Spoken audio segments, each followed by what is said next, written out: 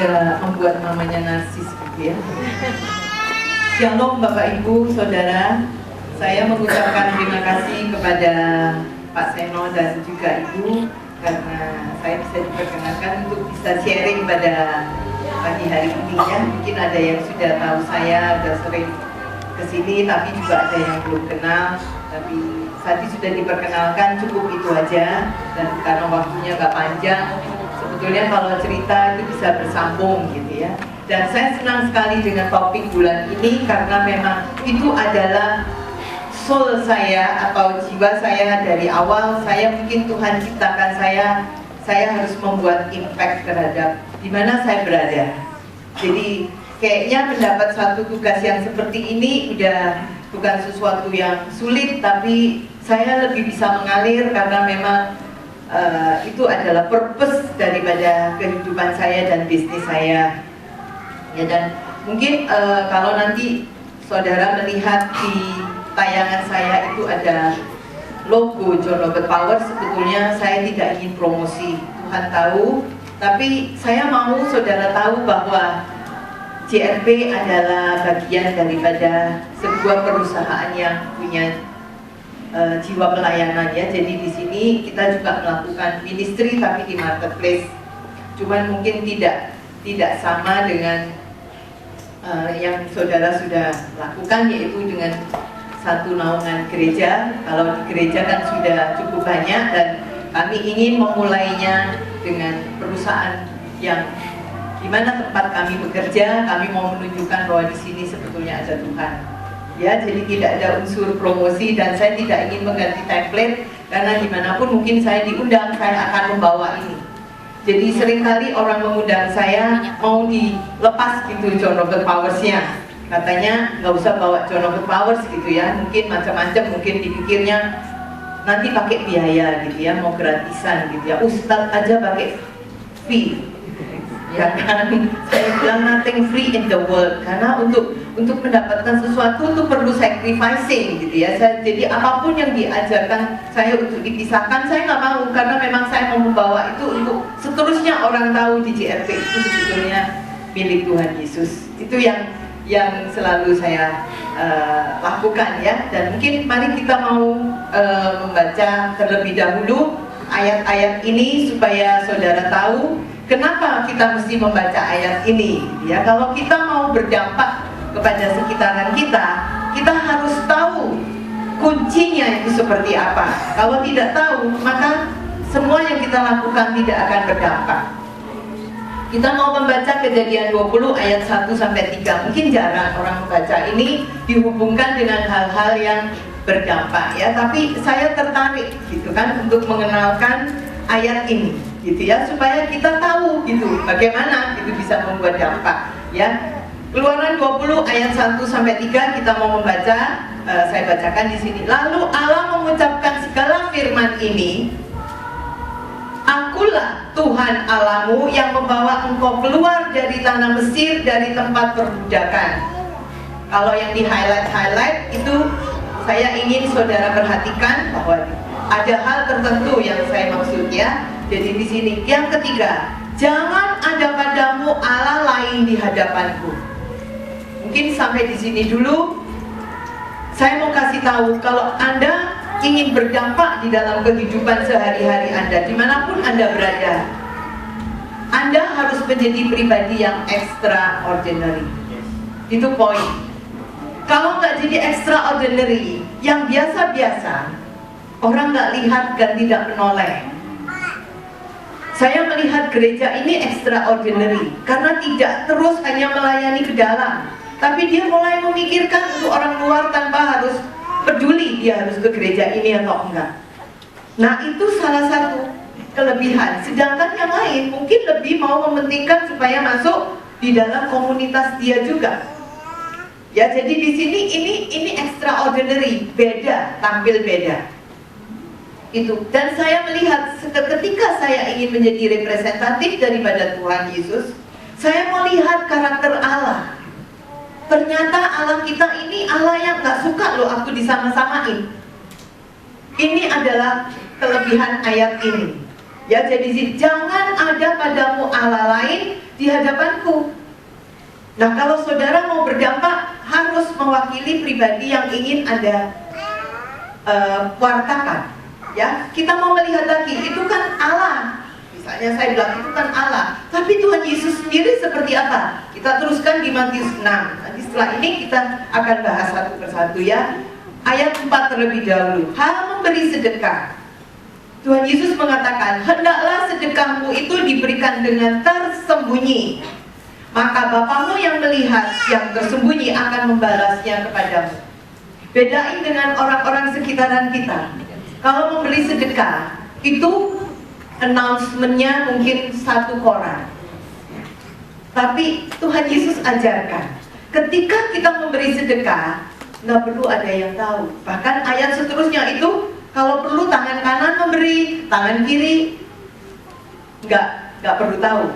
Saya kemarin awal minggu, awal bulan itu kebetulan saya hadir dan melihat topik ini, dan Ibu Priska menunjukkan apa yang dia lakukan. Saya nanya, Bu, apakah kalau memberikan scholarship ini harus dari semua jemaat Abalas? Enggak. Tapi dengan Abalas yang memberikan sesuatu support, orang yang tadinya membenci orang Kristen mengolok-olok Yesus jadi berbalik, melihat kekristenan yang benar itu seperti ini, dan tidak ada syarat harus untuk kembali. Nah, ini yang Tuhan kasihkan. Ketika kita memberi sedekah, kita nggak berharap loh dia harus tahu saya yang memberi. Ya, nah, sampai di sini kami ingin menyaksikan waktu saya mengambil keputusan untuk mau mengambil John Robert Powers. Saya adalah pendiri founder John Robert Powers Surabaya tahun 1992. Nggak ada di kepala saya untuk doing business di JRP ini, untuk supaya saya bisa jadi kaya atau jadi besar dari bisnis ini. Yang pertama kali, setiap kali orang bertanya, kenapa Bu mau ambil John Robert Powers? Minta dari Jakarta. Waktu itu pikiran saya cuma apa? Saya mau orang Surabaya. Kalau kita mau bilang orang Surabaya, itu kan masyarakat luas, itu punya aturan. Nggak ada di kepala saya, ini bisnis yang menguntungkan buat one day. Nggak ada. Purpose-nya itu harus jelas. Karena purpose saya adalah makro. Saya ingin di mana hometown saya berada, itu ada sesuatu yang beda. Nggak gampang maki-maki orang. Mungkin di sini kalau orang Surabaya tahu ya, ciri khasnya itu bicara satu dulu kata-kata, terus sampai langsung spontan gitu ya, maki orang ya kan. Terus kalau macet klaksonnya nggak berhenti-berhenti. Saya bilang my dream cuma begini, seandainya ya orang di sini diajarkan John Robert Powers, ada emotional controlnya yang baik, kan nggak parah-parah amat gitu ya, maki-maki orang. Jadi saya nggak mikir berapa rupiah, berapa dolar loh yang saya akan dapatkan. Nah, purpose ini yang perlu saya sharingkan. Mungkin kalau saat ini saudara-saudara mengalami sesuatu hambatan, tidak berdampak karena purpose-nya salah. Ya, nah ini mengenai hal memberi sedekah. Saya belum puas masih mau mengenal Tuhan Yesus. Kita mau teruskan ayat 6.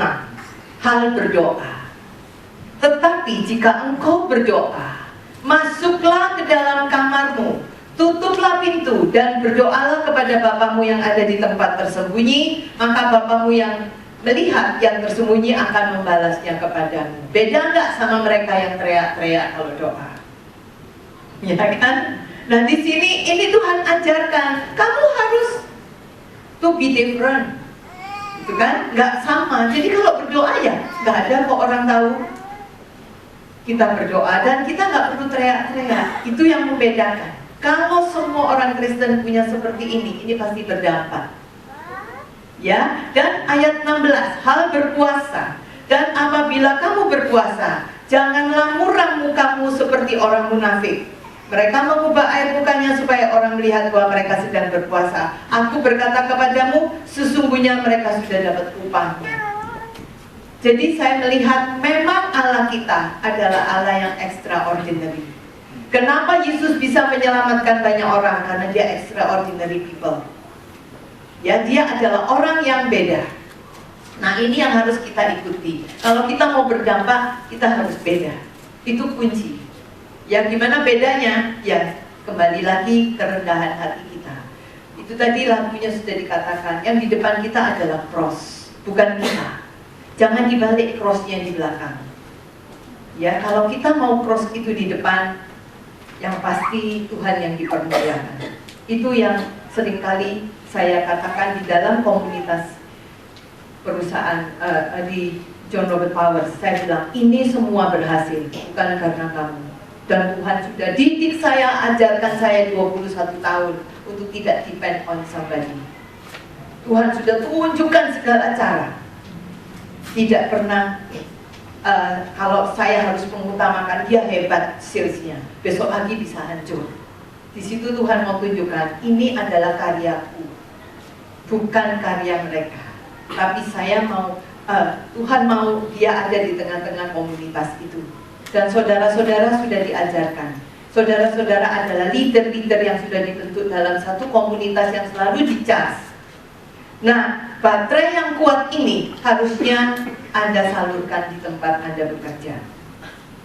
Itu yang harus Anda utamakan. Kemudian ayat 24, kita teruskan. Hal mengumpulkan harta, tak seorang pun dapat mengabdi kepada dua tuan.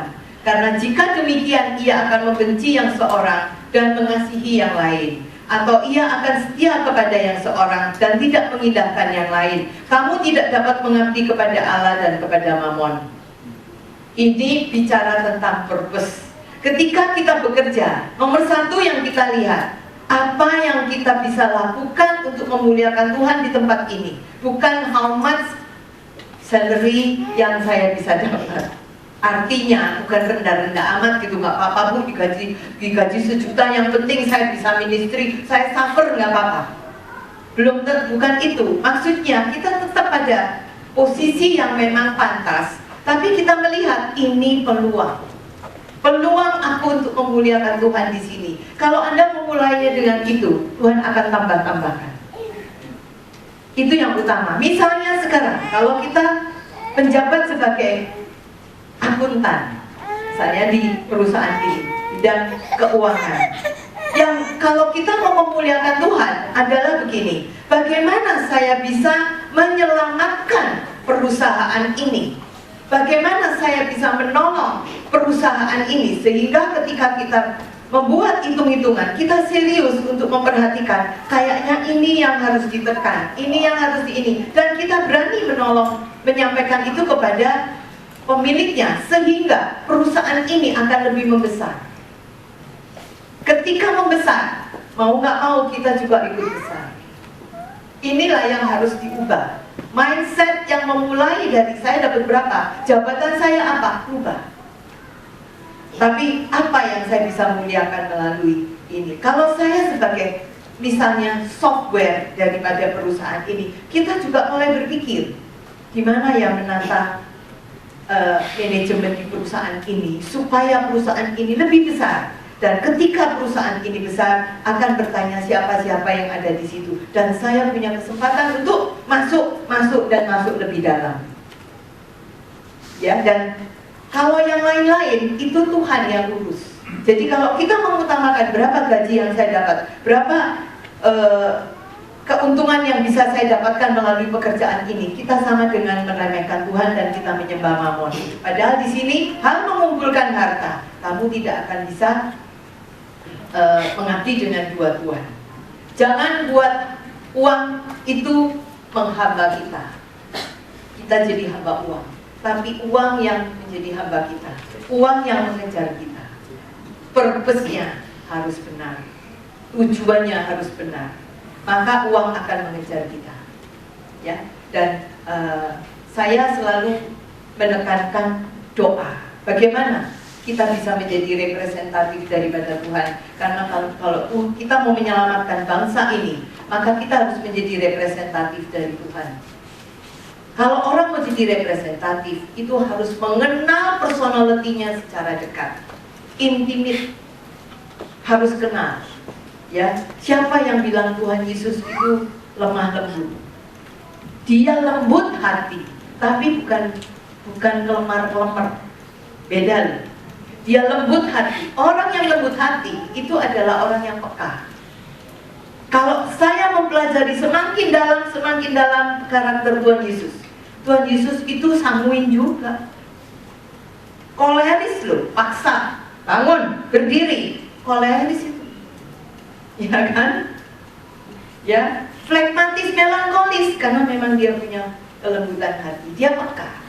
Jadi saya mau meluruskan kata lembut hati. Lemah lembut itu bukan lemah lembut yang saya baik, disakitin pun saya nggak apa-apa, bukan itu. Coba baca karakter Tuhan Yesus. Dia eksekutor dia pasang badan, jadi dia jiwa kepemimpinannya kuat, dan dia problem solver. Kalau dua hal ini Anda miliki, Anda akan berdapat. Kenapa banyak orang ingin sekarang melihat orang yang bisa jadi problem solver? Karena memang dunia ini penuh problem. Satu-satunya yang bisa mengubah, satu-satunya yang bisa membuat orang tertarik ikut komunitas kita adalah problem solver. Nggak ada orang yang nggak punya problem. Dengan lihat rupiah semakin melemah gini, apa nggak stres? Saya aja yang sudah kayak gini stres.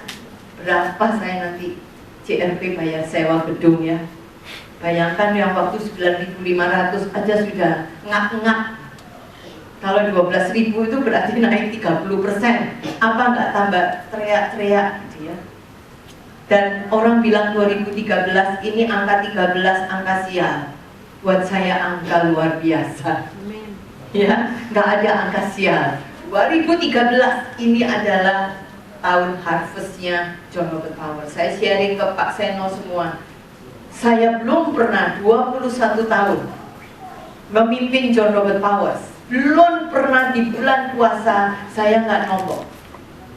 Setiap bulan puasa Lebaran itu saya mesti keluar dari kantong pribadi untuk minjemin dulu ke perusahaan karena ada THR. Tapi di tahun 2013 saya suruh Tuhan suruh saya melihat bagaimana kemuliaan Dia. Kita berlimpah-limpah. Saya tinggal tanya sama direktur keuangan, udah THR udah siap-siap, honor siap-siap. Terus kira-kira semua bisa on time? On time. Saya kadang di situ bukannya saya jadi sombong, tapi saya meneteskan air mata. Kamu adalah Allah yang luar biasa. Dan itu disaksikan berapa karyawan saya yang awet-awet. Artinya yang sekian puluh tahun ikut saya. Banyak, dan mereka menjadi saksi. Iya lo belum pernah lo sampai ini. Dan semua over target. Itu kan mengalami akhirnya. Karena purpose-nya benar, dampaknya itu benar. Dimulai dari purpose yang benar. Ya, jadi kalau orang bilang 2013 angka 13, buat saya ini angka luar biasa. Ya, dan ini experience dimana ketika saya sudah setback, saya sudah berdiri di belakangnya sebagai komisaris, saya bisa sharing kepada my second generation. Nih, jangan salah purpose. Dan Bapak Ibu, Saudara, saya mengalami hantaman untuk mengenalkan Tuhan Yesus itu macam-macam. Yang pertama, berapa tahun yang lalu, staf saya di Medan mengundurkan diri. Sudah ikut lama, tiba-tiba mengundurkan diri, dan reasonnya hanya karena apa? Bicara sama GM saya mau mengundurkan diri Bu, di sini ini doa terus, itu kan? Karena memang di tempat kami harus doa 3 kali, dan itu pun kami ajarkan topik doanya supaya nggak salah. Yang pertama jam 9 start bisnis, paling lambat 9:04, 9:20 saya udah marah. Bayangkan loh, hanya doa telat aja saya marah. Karena apa? Saya ajar takut akan Tuhan dulu. Bahkan saya sampai kenceng, nggak suka, nggak apa-apa, keluar aja, this is my policy.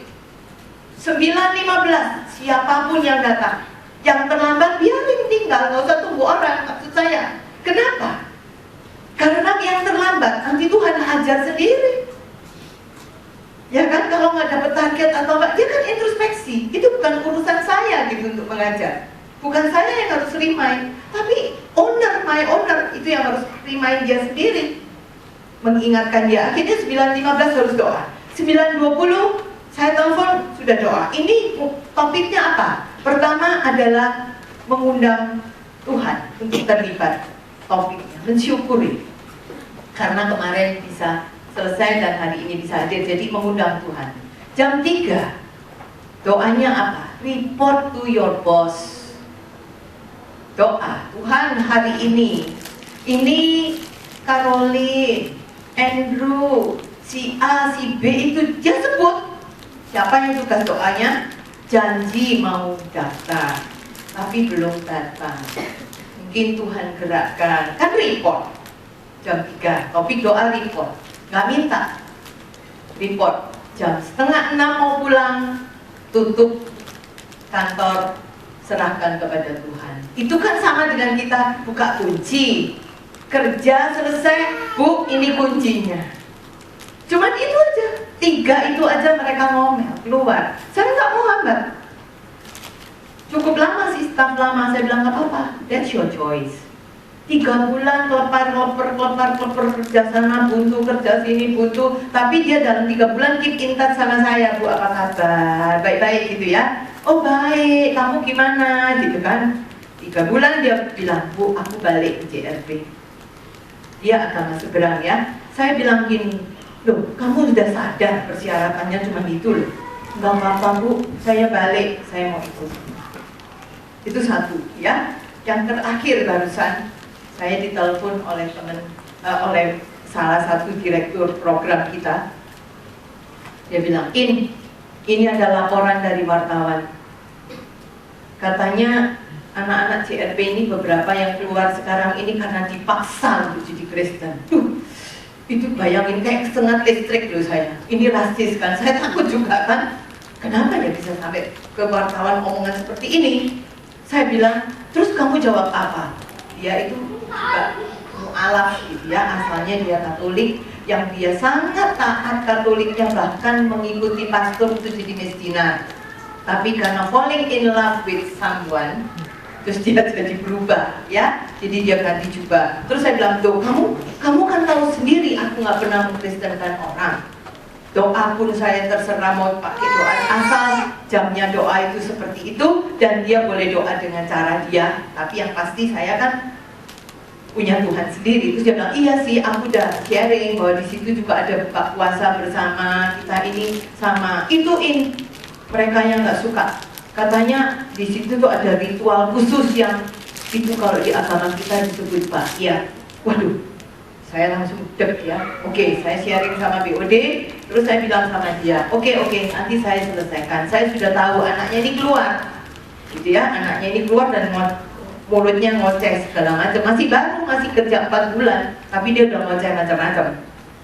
Dan yang saya paling merasa terlalu dicampuri urusan privasi saya adalah dia bilang gini, kalau bisa doa itu jangan atas nama Tuhan Yesus.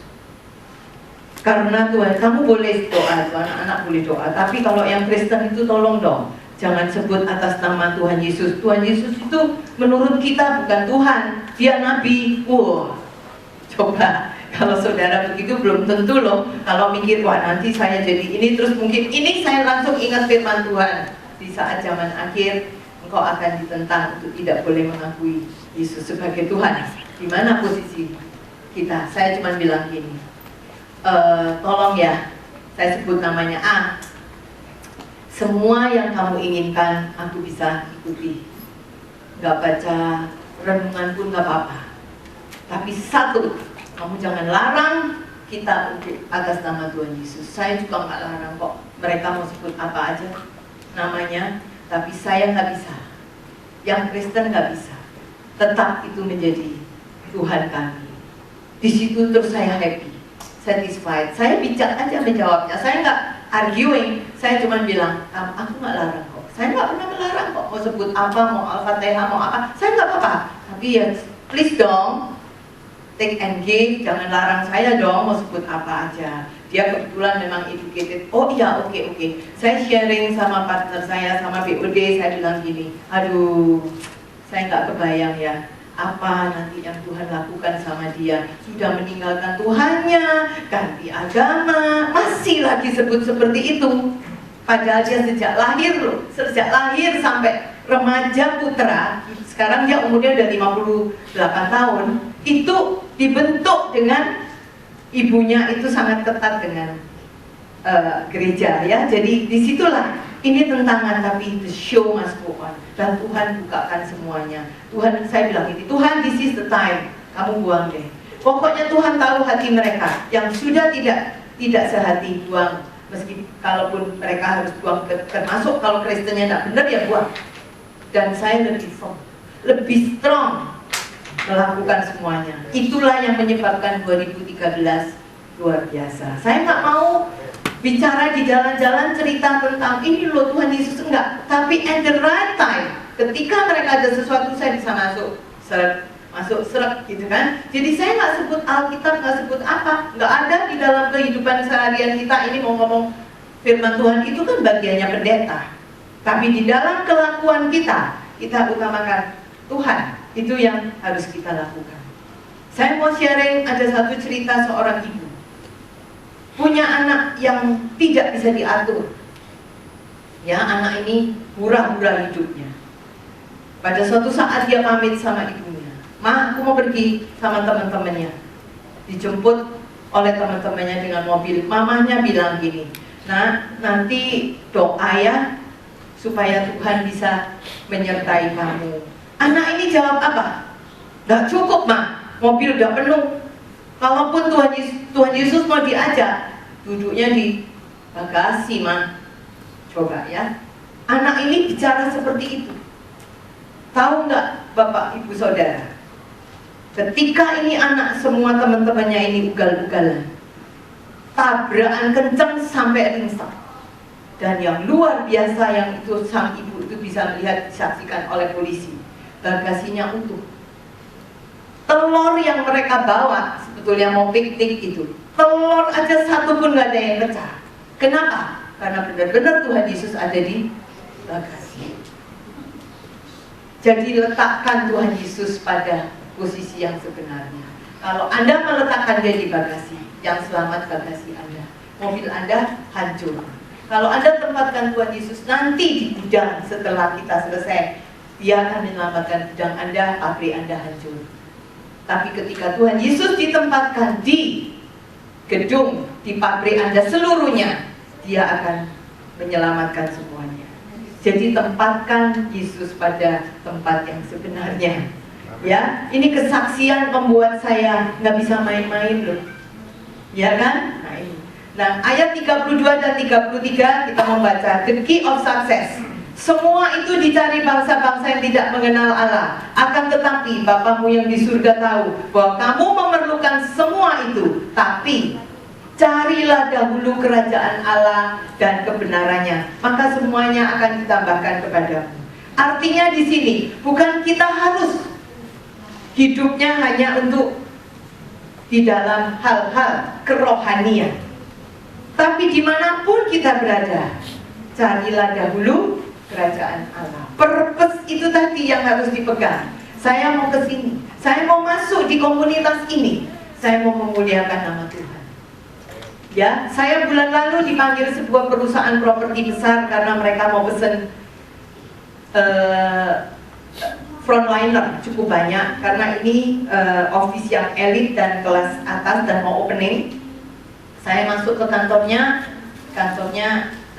cukup tempatnya sih tempat yang lokasi yang sederhana, tapi dalamnya juga bagus. Nah, yang saya tertarik adalah dia bilang gini, "Bu, tolong nanti kalau Ibu interview, Ibu kasih tahu ya gajinya itu sebulan 3 juta karena frontliner, make up di provide, terus kemudian seragamnya di provide, dan satu Bu syaratnya Bu, setiap bulan uangnya dipotong 2.000, 1.000 atau 2.000 untuk Buddha suci."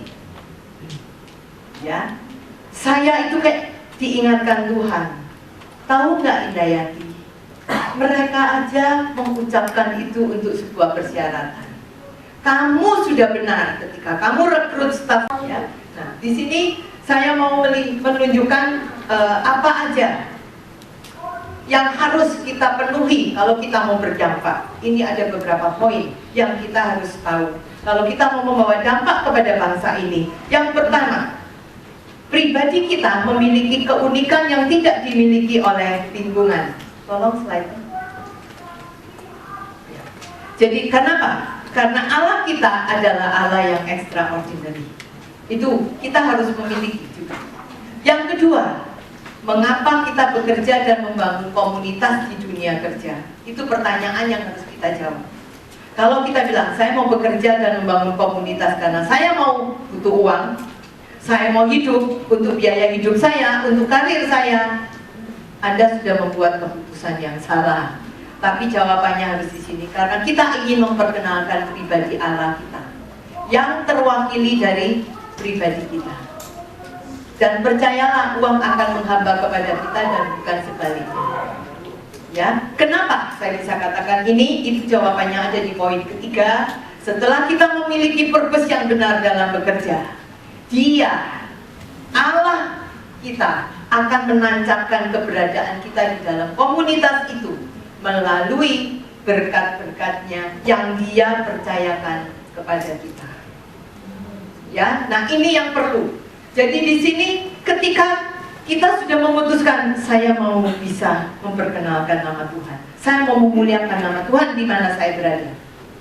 Di situ Tuhan lihat, oke, kalau gitu ini ya, kamu tak kasih biaya operasional, kan?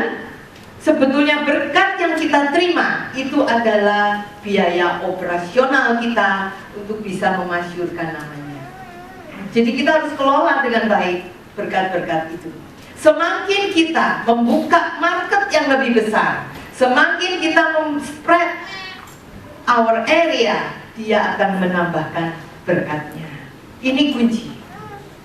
Ya, dan ini sudah kami lakukan dan saya merasakan. Kenapa Tuhan kasih saya lebih besar, lebih besar? Dari mulai Surabaya sampai saya dikasih Jakarta. Jakartanya pertamanya krisis, kemudian sekarang sampai 7 cabang. Ya Tuhan mau ini, aku kasih kamu biaya operasional, spreading marketnya. Semakin lebar, mereka akan bilang, Tuhannya Dia luar biasa.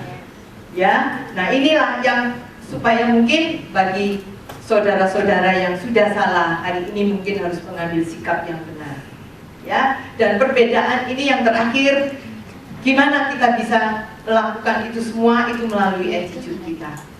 Saya ingin menunjukkan perbedaan karakter generasi X dan Y. Saya nggak tahu saya ini termasuk X apa sebelumnya gitu, apa C atau A ya. Saya nggak tahu. Tapi Y itu mungkin Y dan sampai yang sekarang Z dan semuanya ini adalah setelah saya. Bedanya Anda bisa lihat. Yang pertama, kalau saya itu dulu generasi yang seolah-olah bisa disebut obedience ya. Ya kan, mama papa kita itu kan nggak pernah bantah-bantah ya, nurut aja. Bukan? Membuahkan apa? Orang yang nurut aja itu membuahkan simpati. Tapi bisa menimbulkan kepahitan kelak. Karena nurutnya kan belum tentu tulus. Ya kan, ada yang nurutnya itu tulus, akhirnya membuahkan hal yang baik. Ya, nah saya bahas yang generasi X dulu ya. Yang kedua, itu keadaan ekonomi waktu saya kecil itu nggak mapan. Ya kan, saya pernah ceritakan, sering saya cerita, saya makan itu berlima, saya anak pertama karena saking sederhananya keluarga saya, kalau makan nasinya yang penting banyak. Kan? Terus kemudian kuah baksonya yang banyak, baksonya cuma satu, kecap itu tidak pernah lepas di meja, tidak ada ikan yang penting ada kecap, ya kan? Kan beda dengan sekarang, makanannya salmon, saya lihat cucu saya salmon, daging, semuanya, ya makanya kan ganas juga. Nah, jadi di sini ini beda, tapi membuahkan apa? Daya juang yang tinggi. Karena selalu di-challenge sama orang tuanya, di-challenge, gitu kan. Ketiga, yang jeleknya apa? Kurang berambisi, karena begitu mau ambisi dianggap nggak bener. Ya, ini jadi pola pikirnya jadi cenderung konservatif. Terus banyak gini, ya pokoknya itu nasib, itu takdir, itu jalan hidup, kan? Konsep yang udah agak salah, ya kan? Penerima itu menurut mereka baik, ya. Akhirnya itu kan bisa terbawa. Dan yang keempat, kalau dulu itu sifat kebersamaan itu yang diutamakan. Jadi kumpul-kumpul itu diutamakan. Ya, membuahkan apa? Dukungan dari lingkungan. Sekarang kita mau melihat generasi Y. Generasi Y itu lebih rasional.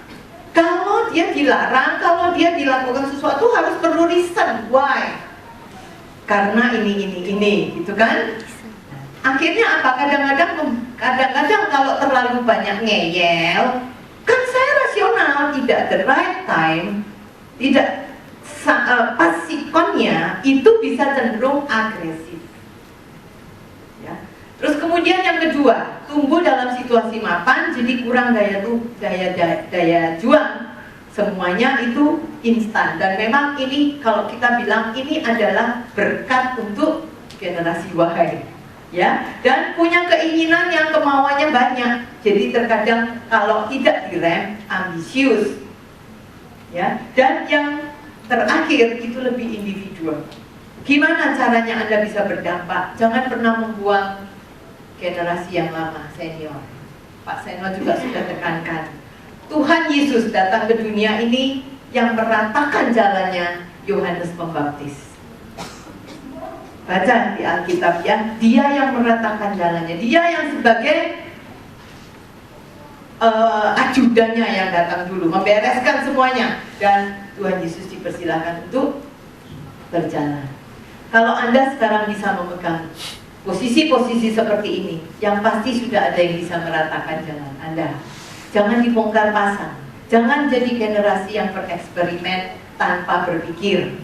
Ambillah yang positif, teruskan, bangun lebih baik lagi. Kreativitas dikembangkan, supaya apa?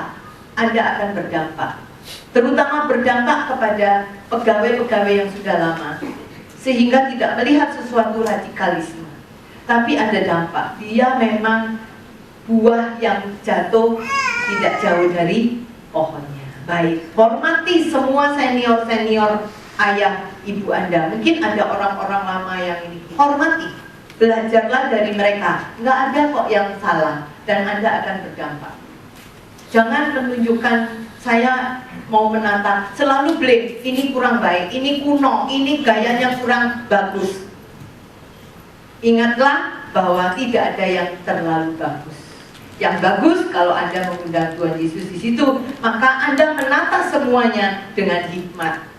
Karena Tuhan izinkan perusahaan di mana Anda bekerja sudah dimulai oleh senior-senior yang tetap di dalam rencana Allah, yang bukan untuk mencelakakan, tapi untuk kebaikan. Ya, nah ini yang ingin saya sampaikan, dan saya akan mengakhiri dengan ayat Ibrani 12 ayat 14 sampai 15. Berusahalah hidup damai dengan semua orang dan kejarlah kekudusan, sebab tanpa kekudusan tidak seorang pun akan melihat Tuhan. 15. Jagalah supaya jangan ada seorang pun menjauhkan diri dari kasih karunia Allah, agar jangan tumbuh akar pahit yang menimbulkan kerusuhan dan mencemarkan banyak orang. Kalau kita tidak peka terhadap lingkungan, tidak mengenal kasih karunia Allah, maka itu tumbuhnya akan akar pahit, konflik dan ketidaknyamanan di dalam tempat kerja. Tapi buatlah di situ karakter Yesus sendiri, di mana bahwa di mana ada Yesus, di situ ada kedamaian, ya. Dan sebagai alat kunci, ayat kunci, demikianlah hendaknya terangmu bercahaya di depan orang, supaya mereka melihat perbuatanmu yang baik dan memuliakan Bapamu yang di surga. Di mana saudara ditempatkan, saudara bisa melayani. Melayani tidak identik dengan aktivitas di gereja melulu, tapi dimulai dari di mana kita berada. Layanilah dengan baik. Semakin itu Anda sudah punya satu networking yang bagus, Anda bisa melayani baik ke dalam dan keluar, ke dalam gereja, keluar gereja. Selama Anda belum bisa melayani Di tempat kerja Anda, jangan Anda menambah tugas yang lain, karena Tuhan percayakan itu yang pertama untuk saudara. Terima kasih, Tuhan Yesus memberkati. Akan banyak berbicara bagaimana kita bisa melihat itu. Goal-goal yang sudah kita set di awal tahun, dream-dream yang sudah kita set, sudahkah kita mengevaluasi di tengah, mumpung masih belum akhir tahun saudara, masih ada kesempatan untuk kita mereview kembali dream-dream kita. Dan kita mengupdate software kita melakukan refresh. Dan minggu depan kita akan dilayani oleh Kak Budi Setiawan, seorang hamba Tuhan yang luar biasa, dan mungkin beberapa dari kita sudah mengenal beliau dari pada waktu DC Gathering ya. DC Gathering. DCC Gathering, dan kemudian ada di Disciples Camp, di Disciples Camp. Oke, jadi kita akan dilayani oleh Kak Budi Setiawan. Oke, news berikutnya. Kita akan ada pembinaan wanita bijak untuk ibu khusus di area barat. Jadi ini khusus ibu ya, yang single mau ikut juga nggak apa-apa sih, untuk belajar jadi ibu yang baik gitu ya. Bagaimana menjadi istri, menjadi ibu yang baik. Itu pada hari Kamis sampai Sabtu tanggal 19 sampai 21 September. Tempatnya di Belesa Shopping Arcade. Pendaftaran bisa menghubungi nomor yang akan tertera. Nanti kalau nggak sempat nyatet, bisa tanya kepada multimedia untuk nyatet nomor teleponnya. Saya sangat encourage saudara untuk para wanita mengikuti wanita bijak ini, karena bukan apa, kita mungkin sudah seringkali mendengarkan firman Tuhan. Saya percaya kita tahu banyak firman Tuhan, tapi banyak hal yang seringkali tersembunyi yang harus kita kenali dari firman Tuhan. Firman Tuhan itu banyak sekali rahasianya. Itu yang menariknya firman Tuhan. Kitabnya sih cuma 66, tapi aplikasinya nggak pernah terbatas saudara. Itu yang menariknya, dan kita mungkin akan menemukan hal-hal tersembunyi yang seringkali mungkin kita tidak lihat dari pengaplikasian firman Tuhan. Amin saudara. Berikutnya untuk para pria. Nah, untuk para pria kita akan ada pria sejati dimulai dari KKR. Ini juga terbuka untuk wanita, jadi supaya bukan untuk, kadang-kadang kan orang wanita kan suka gini kalau udah ikut message untuk pria, message-nya untuk pria, suka begitu ya. Bukan untuk kita nyinggung suami kita, bukan untuk kita nyinggung ayah kita, no.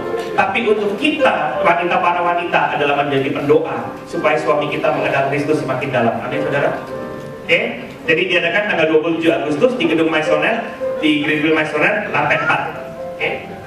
Berikutnya, sementara campnya sendiri untuk pria sejati. Nah, ini khusus pria, wanita nggak boleh ikut kalau yang ini. Itu Sabtu sampai Minggu tanggal 14 sampai 15 September di Gria Astuti Cisarua. Prakemnya sendiri akan diadakan pada tanggal hari Selasa tanggal 10 September di pukul 19.30 di Greenville Maisonet.